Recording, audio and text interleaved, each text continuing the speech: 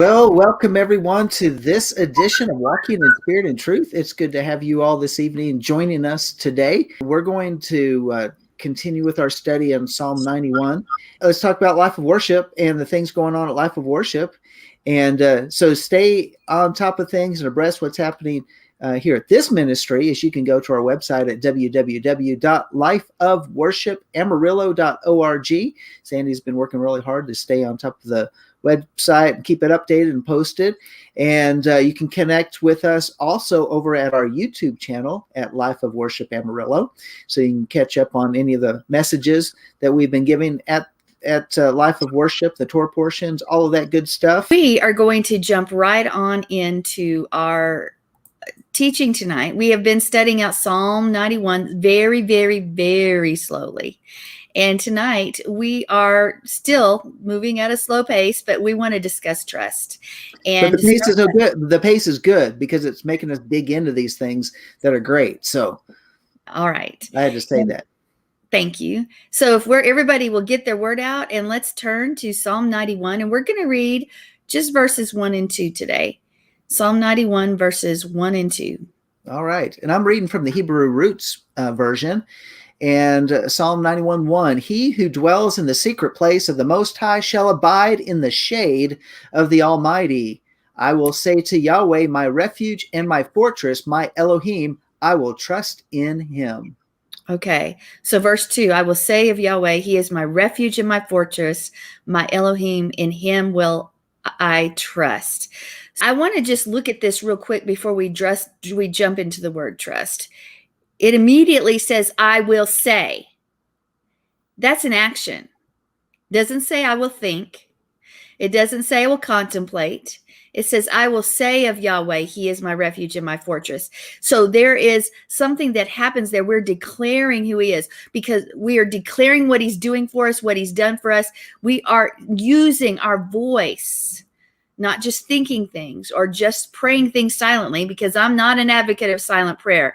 I believe we need to pray out loud, and y'all know that. So here we are. I will say of Yahweh. What we say releases Yah's strength and his power. That spoken word has power. And in humility, we're really declaring our relationship with him because he's the one that transforms our circumstances of our testing when we're going through these tests over and over. And it's based on what we declare, because when we hear it, faith comes by hearing, right? So if faith comes by hearing, what are we hearing? We're hearing ourselves declare that word, and it gets into our hearts and our minds, and we believe and we stand because what we say has power. You hear people say it all the time, and you hear us say this all the time, but it doesn't make it any less true.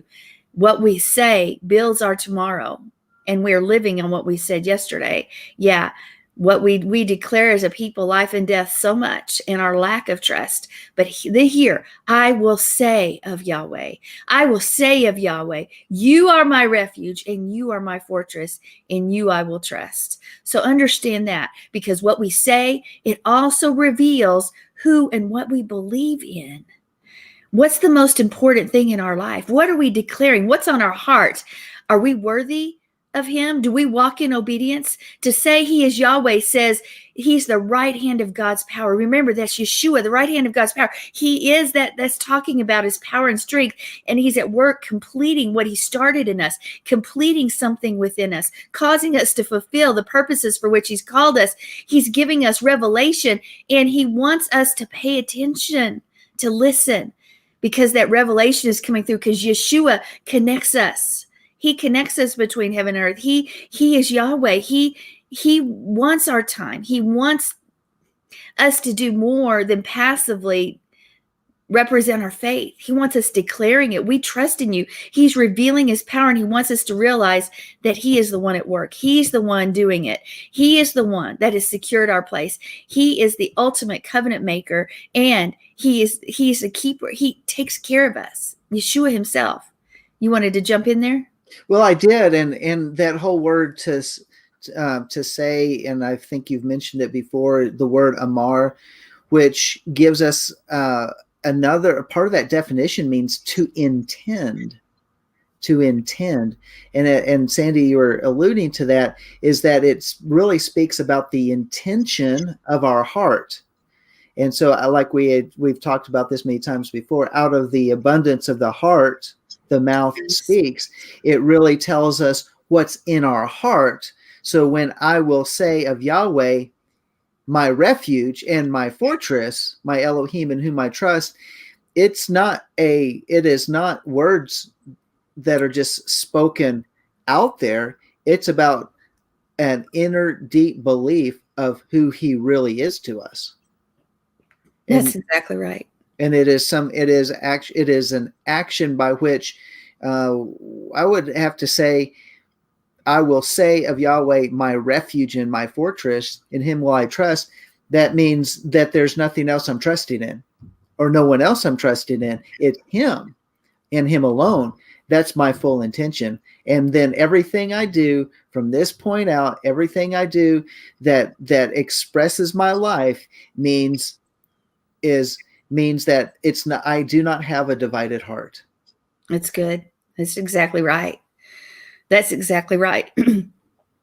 I want us to read just a couple other verses. We could find so many verses in Scripture concerning trust, but we're just going to go to a couple other places before we break the word down. So let's look at Proverbs 3, verses 5 through 6. Proverbs 3, verses 5 through 6. Okay. All right. I'm getting there. Proverbs 5 through 6. So trust in Yahweh with all thine heart, and lean not unto thine own understanding. In all thy ways acknowledge him, and he will direct thy paths, or he shall direct thy paths. Okay. So that's how the King James Version. I did not switch back to Hebrews. Okay. And now let's jump to 31:14. 31:14. Right. So I'm having to do it electronically today, because my paper we're version. focusing in on that word trust. Remember, we just read, trust in Yahweh with all your heart, and don't try to figure it out yourself. Don't lean on your own understanding of it. Okay. You have it? It was 31:14. 14. She is like the merchant's ships. No, she brings that's not right. That's afar. not it. I must have written it wrong. I should say it. But as for me, I trust in you, O Yahweh. I say, you are my Elohim. Okay. So we'll try to find what that verse is so I can put the correct tag on that. But here, let's go ahead and break the word trust down. It's batach, B-A-T-A-C-H. And many of you probably are listening to this and have heard something on this word before. People have studied this out. We've done it on other shows before as well. But in Hebrew, this word expresses really a sense of well-being and security that results from having something or someone in whom to place confidence. This is really going to springboard from that, but there's more, because it's also translated. Some say you can say believe in, trust and believe in. I'm not so sure that I completely agree with that, because I don't think most people, I think believe is a word that most people don't understand either. But others would say it's to hope. And in the positive sense, to rely on Yahweh, to be persuaded, to hope in him. But let's go ahead and break that word down. Let's look at the first letter of that word, the but, which is the beit, which is a house.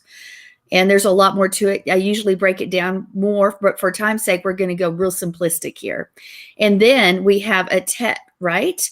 And it's in English, and it means shelter or refuge or security. And when I say those words, just in these first two verses, we keep hearing these words over and over describing Yahweh and what he's doing for us and his character. And it's almost like it's repeating itself with another word that has a meaning that means the word we just used, very similar. And I think he's trying to get it through our heads, trust in him. I mean, I'm your refuge, I'm your shelter, I'm your strength. Trust in me. So the next letter is a het, which signifies a fence. And when you look at those letters together, just real simplistically, you look at a house where you will find shelter and refuge and security, a fence to secure you. It's a fence.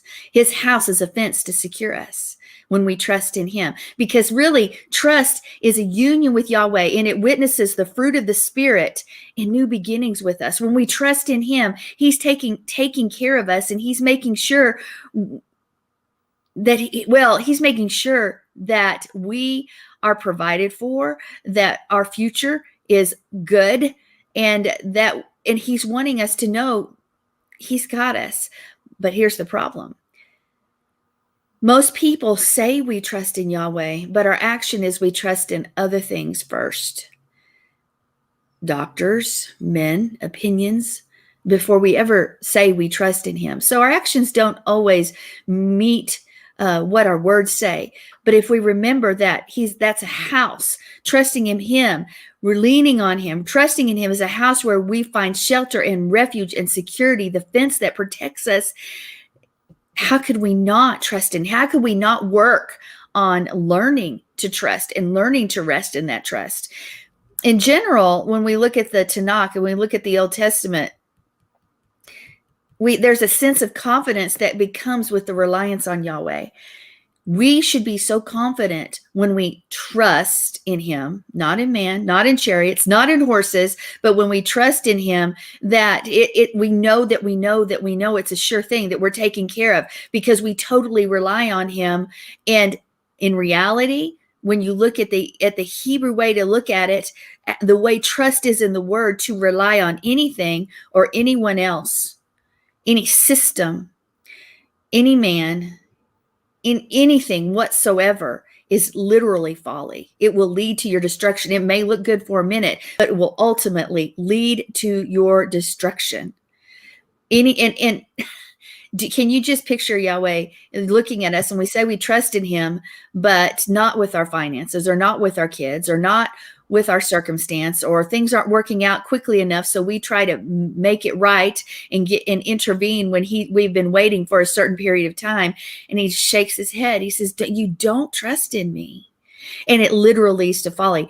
I know if I said how many of you guys who are going to be listening to this program have said we trusted, and you did for a time, but the time grew long and all of a sudden you took matters into your own hand, I'd have to raise my hand on that. If we were honest, we all would. But we are to hope in him. Psalm 22:4 says, our fathers trusted in you. They trusted in you, delivered them. Now, when David wrote this, his security and his confidence, he says, you are my God, back in Psalm 31:14, which we read earlier, which was, but as for me, I trust in you, O Yahweh, you are my God. Okay, you are my Elohim.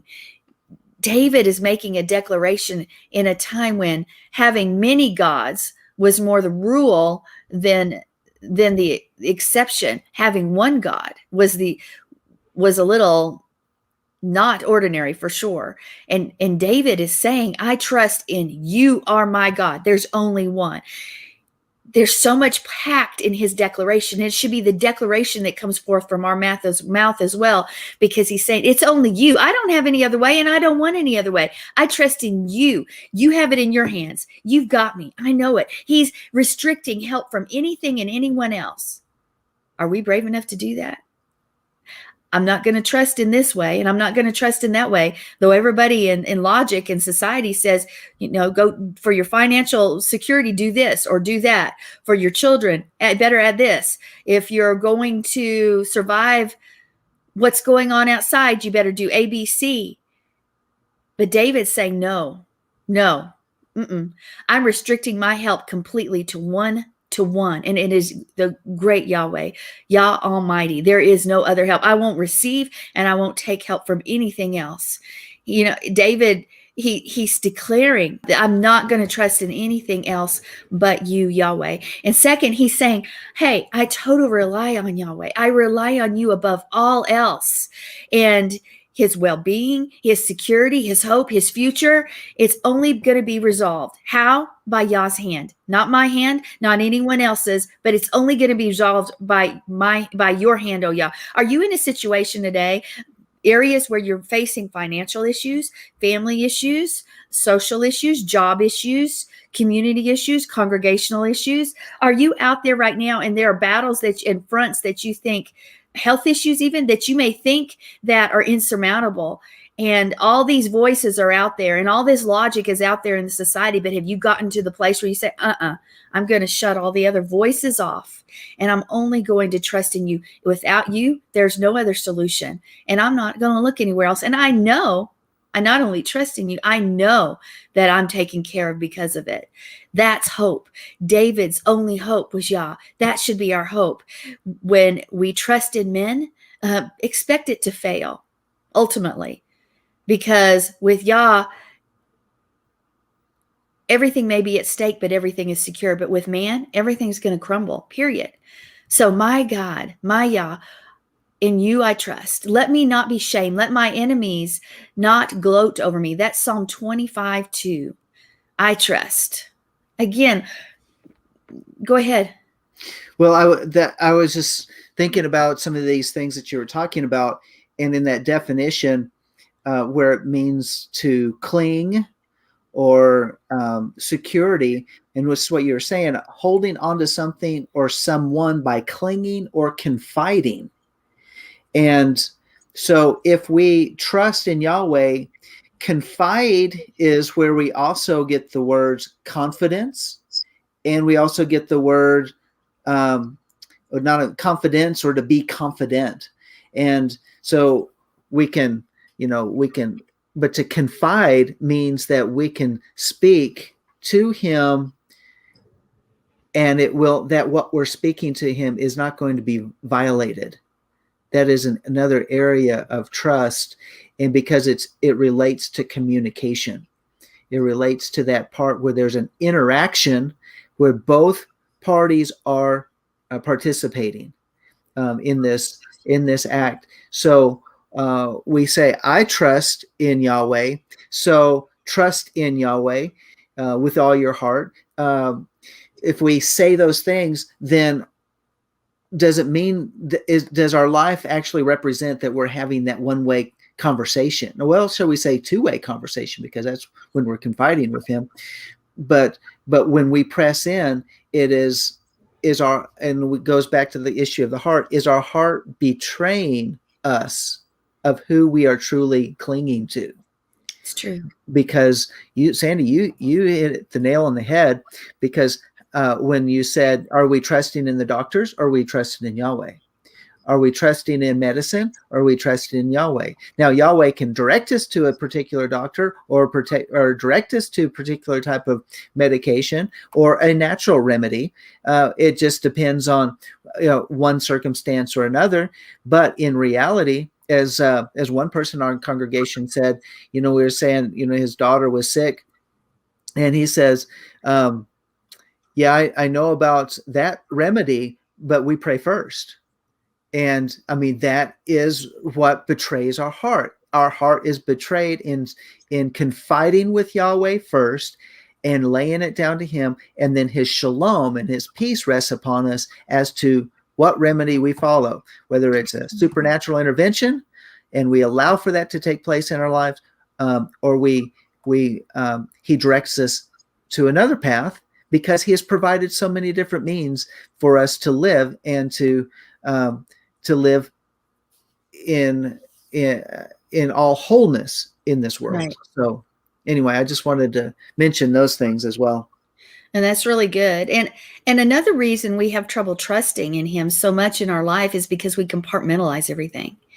This part of our life for work, this part of our life for congregation, this part of life for me, this part of life for my family. And we have this tendency to so compartmentalize our lives that Yah fits in one of the compartments or a couple of the compartments, but not necessarily all of them. And you have this tendency as men and women, as human, we have this tendency to place those parts that we're not using under lock and key, because we don't trust him or anything else, actually. And so everything is kept securely, and keep God out of that place, sort of. And because it's a habit, isn't it? I mean, think about it. If we do not bring, if that is an area of our lives that we're not used to bringing God into, we may not even think about bringing him in because we've compartmentalized it. I mean, that's a really good way to say it. It's like, oh yeah, he's involved in my life. I love Yah with all my heart and all my strength. And yet we only have a dimension or even the capability, because we haven't, sometimes our thinking is so limited, we don't necessarily always put them into those other circumstances, or even those other situations, because it hasn't become habitual. And here's something we think, okay, I'll pull you out for the big stuff, y'all, but for the little stuff, I'm not going to sweat it. I've got it. And I've told you guys before that even as I get on the anytime I get on the highway, I say, and Amarillo's even learned that now. At her 3 years, she's learned that Sonny is going to say, okay, Father, make an opening for me as I get on this highway. And inevitably, every time, without exception, all of a sudden the car's parked as I get on, and I have no issue. And that's something small. Is it a miracle? You know what? It's provision for me. That's what it is. And it's putting him, I didn't say, you don't need to be in this part or this part of my life because it's so small and it really doesn't matter. Pull him, Yah is with you all the time, and he wants to be an intimate part of your life always. So let's not compartmentalize, because if you look at David has this completely different worldview. He's concerned with the glass house public exposure living. He's living in this open place where everybody sees. And Hebraically, that's the only way we can trust in him, is because our people do read our lives, how we act and how we react. And Hebraic thought, you can't trust Yahweh in secret. Doesn't work. What do I mean by that? Your actions should loudly declare who you trust in, even if you seem a fool, because in the end, only those that trust in man and man's ways and horses and chariots will be made the fool. But when you trust in him, you won't. So you can't do it in secret. You've got to do it out loud, and everybody will know it because they can read it all over your life, who you're rock and who you're trusting in. Yah is not a God of these watertight compartments to be taken out when it's the right time or the right thought or the right situation. He's Yah of everything, of all the time. In fact, the Hebrew idea of deliverance is a picture of an open plain. When you think about deliverance, it's this open plain, and it's removed from the narrow and confining valleys. It's an open plain. That's trusting in him. We walk through the valley of the shadow of death so we can get to the open field. And so there, the open field, yeah, we can stay on the narrow straight, but he wants us in that place that what's in the field? Abundance. David was transparent. That's why he was quick to repent. We need to be transparent.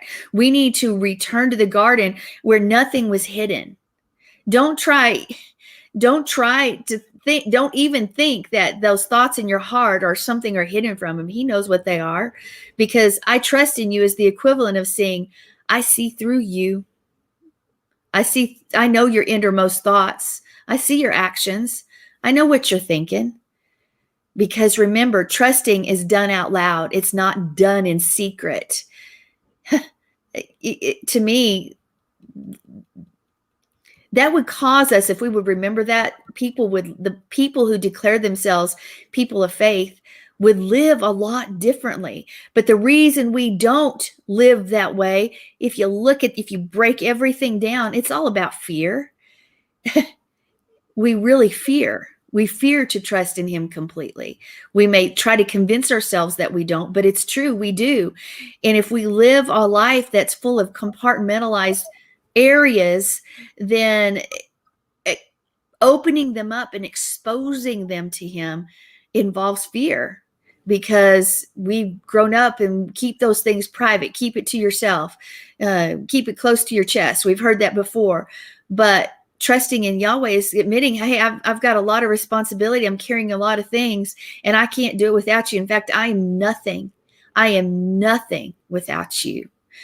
So why are we hesitant? We've got to put aside fear and trust out loud, no longer in secret, out loud. And remember that that keeps us protected, and it keeps us in this fence of protection. Now, from here, I wanted to just look at a prophetic word that was given in the last year by Katie Barker from Australia. And she's really talking about trust. And I really think parts of this word are just very appropriate.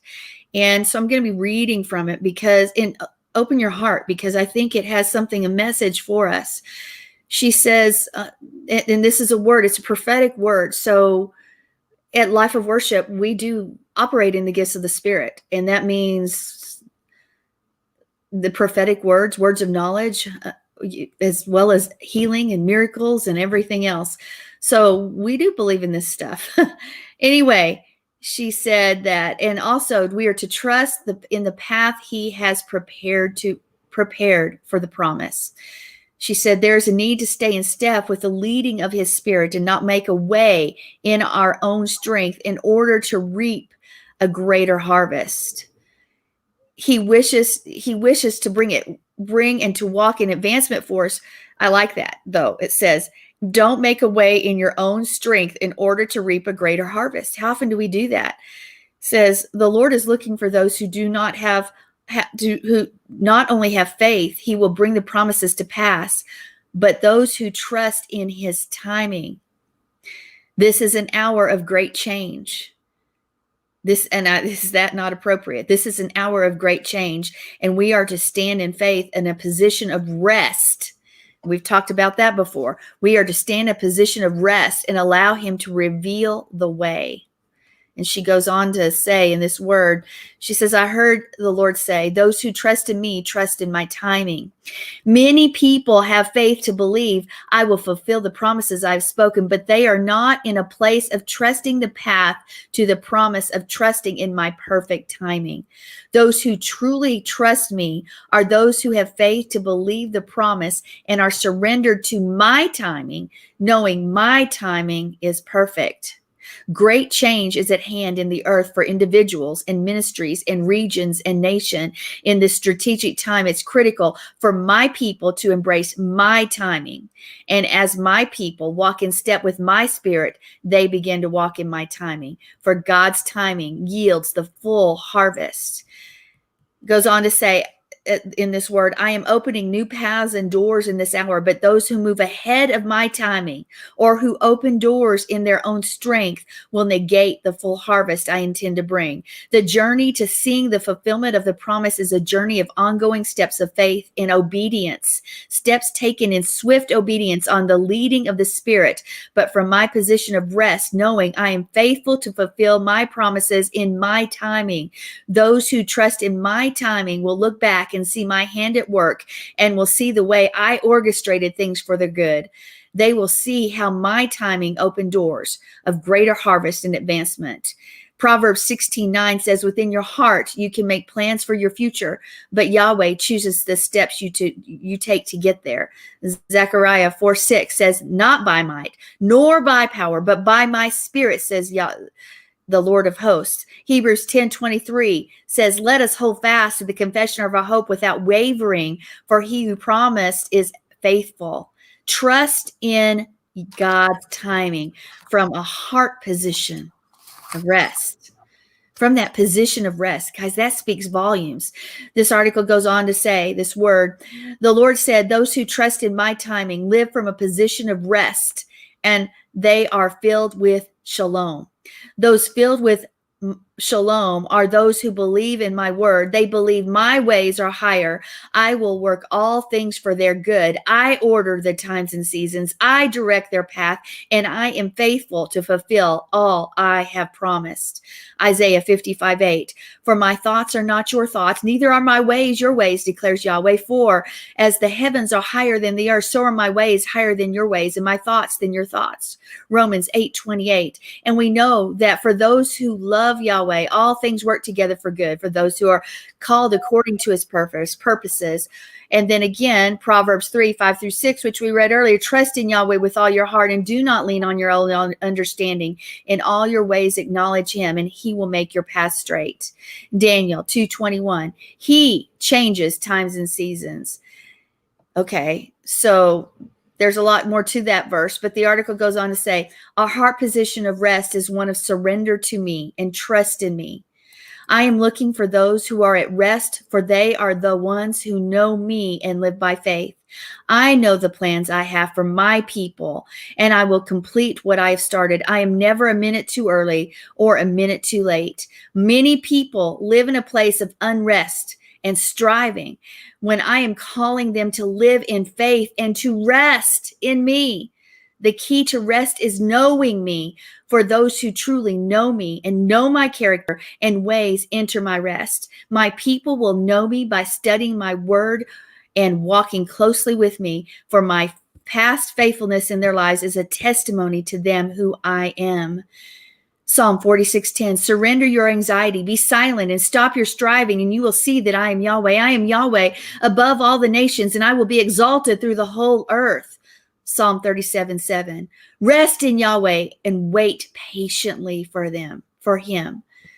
This goes on to say, I heard the Lord say, don't give in to fear, for that will lead you to take steps in your own strength rather than on leading of my spirit. And what you will build will be in vain, for it will not be of me. The enemy is sending a targeted attack on my people to attempt to bring fear just in this critical time when it's important for my people to stay in a place of trusting my timing. If you align with the enemy and step out of my timing, you will miss the greater door of advancement and harvest that is open to you. This article goes on to say, steps in your own strength to move. If they should take steps in their own strength to move their plans forward, the enemy will whisper lies to them, and they will miss the opportunities that Yah has for them, and they will miss his timing, and because they've done everything in their own strength. So trust is a commodity here that we need to walk in. We need to trust him in all things at all times, even in the places where it seems dark. Well, if we remember, it says in Psalm 18:11, he made darkness his secret place. Yeah. His canopy around him was dark, and waters and thick clouds of the skies. Times are dark outside, but our Yah is far greater than anything that we're going through. And he wants to be the one that illuminates our circumstances, not some false illumination that we strive for. Trust in him. Rest in his house. Take refuge in him in that house. And that will be the fence of protection around us when we trust.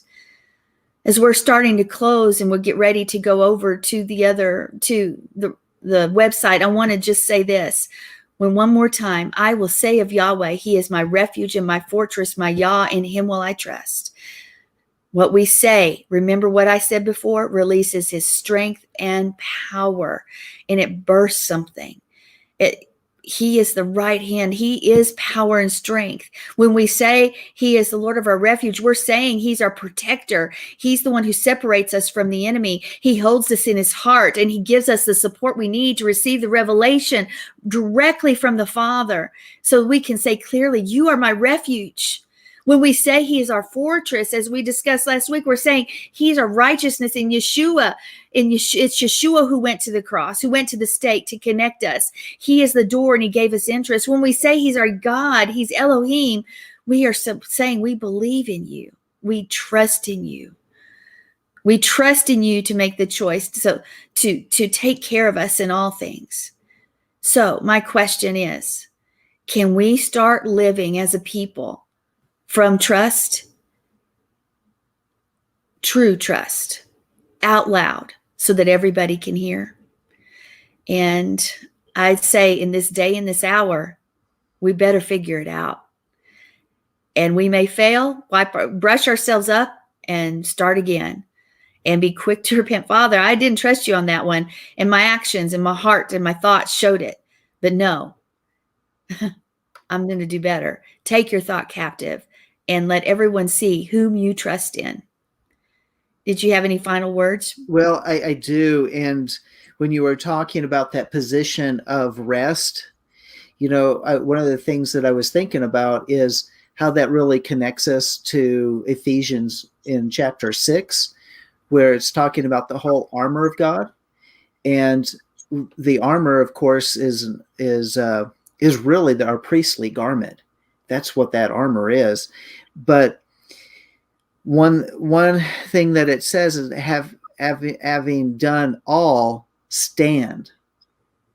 And so, in other words, resting is not apathetic, but like what you were saying is that a lot of times we are pushing things in our own strength until we simply, maybe we say, well, I give up. Well, is that rest, or did we just give up? But when we move in that position of rest, it's not apathetic. It's actually very active. It's an active position of standing. And again, not only is that a priestly garment with the full armor of God is really the priestly garment, but once we're standing, then that's wedding language, because we're standing there with whom? We're standing there with our bridegroom. And so it's not an inactive position, and it's not passive, and it's not apathetic. It's very much active, where we are finding ourselves confiding, or shall we say embracing, or holding to, or clinging to our bridegroom. And that's really where that position comes. I thought that was really good. Agreed. It is good. Well, we want to thank you guys for joining us. If you would give us a thumbs up and like us and share us on your social media, we would so much appreciate it. Let other people hear this message. If it blessed you tonight, other people need to hear it too, because we live in times where we need encouraged. We may know some of this, but to hear it over and over again, it lifts up our spirits.